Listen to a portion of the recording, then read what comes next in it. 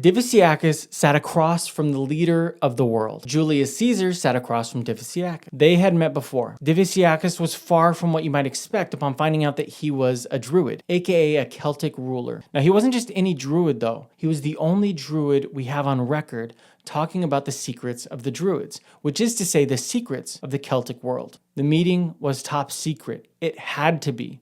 Diviciacus had specifically requested to meet with Caesar alone, without the customary interpreters present. They actually weren't necessary in this case because Diviciacus spoke Latin fluently, having spent time in Rome. Once they were both alone in the tent, the Druid leader pled his case in tears.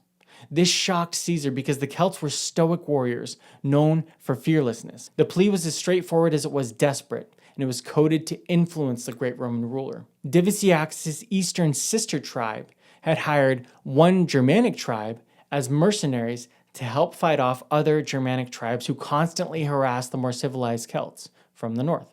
This proved a costly mistake because the savage mercenaries did what mercenaries do in every movie that they've ever been featured in. They went back on their word. They took the best land, kidnapped and tortured the children of the nobles, and treated their employers like slaves. The very reason that Diviciacus was so paranoid about this meeting in the first place was because he thought that if the king of this tribe, Ariovistus, found out that Diviciacus had gone to Rome for help, that he would kidnap and torture Diviciacus' family as well. The Druid leader begged Caesar to quickly stomp out the German threat before they came for his family. From Caesar's own diary, we have this response. Now keep in mind, Caesar spoke in third person. Quote, Caesar dismissed the council and comforted Diviciacus with words.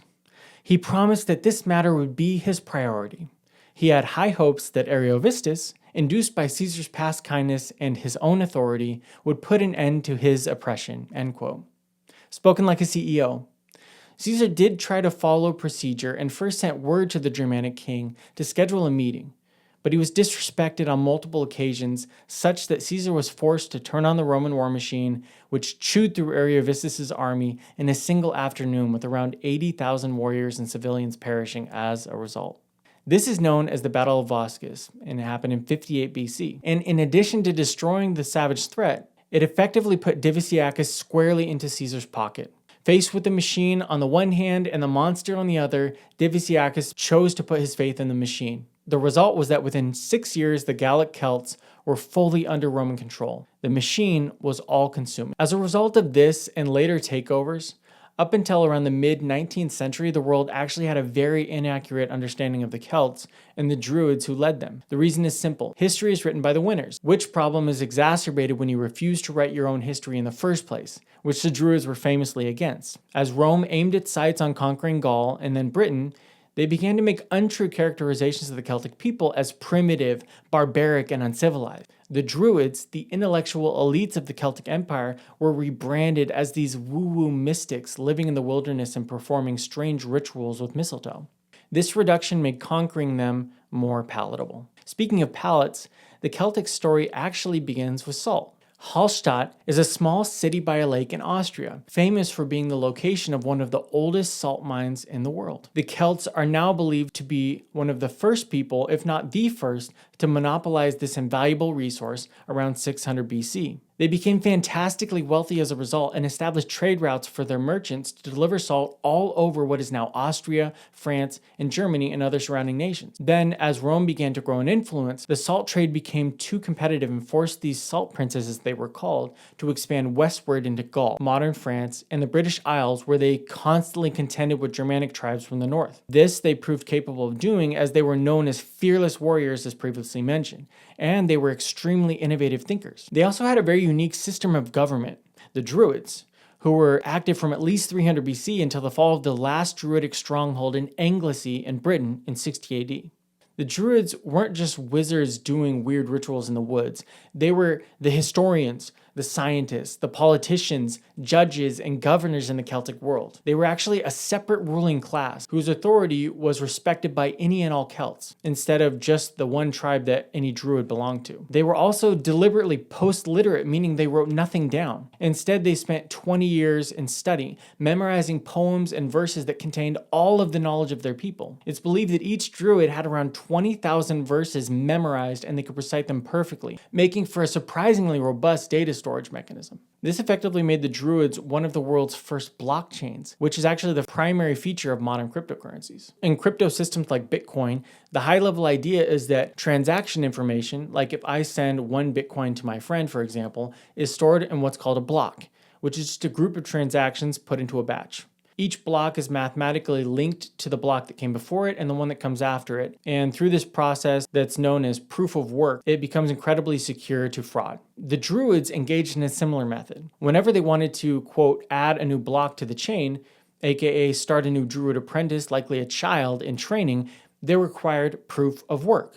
20 years of memorization, so they could spot a fake Druid instantly. It's also easier to copy and steal a book than it is to kidnap a Druid, so keeping their knowledge in their heads was safe and secure, as much from acquisition by enemies as from reinterpretation by their populace. This system had obvious weaknesses that would prove catastrophic. Namely, it wasn't scalable. 20 years is a long time to consider someone initiated and overly centralized. If invaders wanted to cut the people off from their history, laws, science, in short, all of their most cherished knowledge, they just had to destroy the hard drives, aka kill the Druids, which is exactly what Rome did. But despite these shortcomings, this system had some built-in genius that actually mirrors modern AI shockingly well. It was effectively a vibe-based system where if a Druid needed to settle a dispute between 2 commoners known as freemen, he could pull from his extensive knowledge of the stars, the law, history, etc., to come up with a judgment that took into account many different features.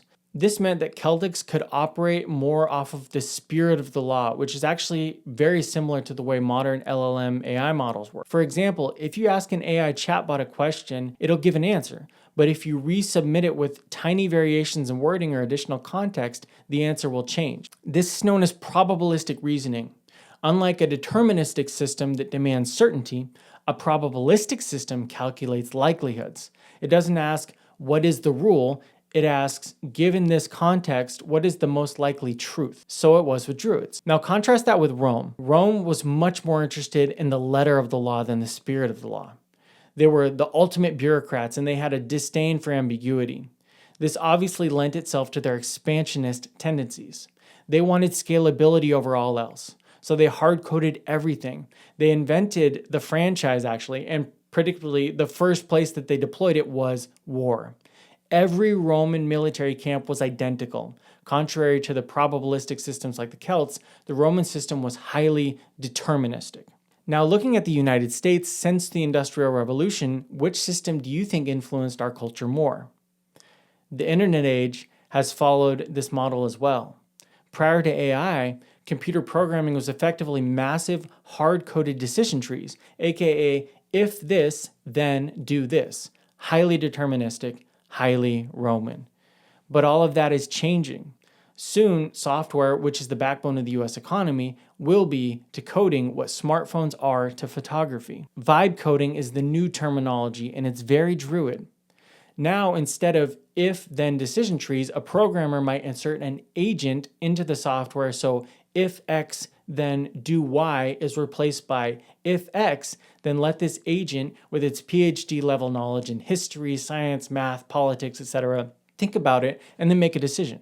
In short, we're moving away from a deterministic society that's patterned after Rome and has been ingrained in us since the Industrial Revolution, and now quickly pivoting to a more probabilistic society with little Druids embedded in all the machines we interact with on a daily basis. And unlike the Celtic Druids of old, these little guys can be cloned by the billions and deployed everywhere at once. Humanity has never had to pivot this hard this fast, and we're all scared, and rightfully so. This week I had a conversation with a fellow data scientist who I respect very much. And he said something that I think we're all feeling. He commented on how he misses the feeling of satisfaction that came from having to trace through code and find elegant solutions to hard problems. He then said that he now uses AI for almost all his problem solving, now more out of necessity of pace, and finds no satisfaction in it. Honestly, I have a little bit different reaction to it, but I understand his sadness. Honestly, I see my role now as building and training fleets of little digital druids to handle all the aspects of my job that can be automated. Then when all that time frees up, I try to discover what new value someone with my skill set can bring when all those other things are off my plate. In short, I'm trying to reskill for a probabilistic world. And I realize that I may be kidding myself, I may be digging my own grave, but I'm committing aggressively to this pivot, partly because I'm an optimist by nature, but more realistically because I don't see any other option. Recently, I saw an interview with the beloved actor Sean Astin, Samwise Gamgee, who was a key negotiator for the Hollywood Actors Guild during the recent strikes. When asked about AI and its effect on movies and acting, he said that it was a tsunami and that actors had to dive in headfirst and learn to surf the tsunami. And when the interview pointed out the audacity of surfing a tsunami, his response was an emphatic, "We have to try." One last axiom. The freestyle rapping phenom Harry Mack was once asked what his mindset was when going into a freestyle rapping situation. He has people give him random words, then he immediately incorporates them into complex impromptu raps. He's world class at this and he always seems to deliver. His response was that the only mindset that will benefit you in that situation, a probabilistic situation to be sure, is that you are the best and you will succeed. In short, there's no room for doubt, so drink the Kool-Aid. If you made it this far and enjoy learning but you don't have time, you should join the waitlist for my app, CanaryWise, which I use in researching and writing these videos. It leverages AI for something I call vibe learning, which calls in AI when you need it and gets it out of the way when you don't. Thanks for listening.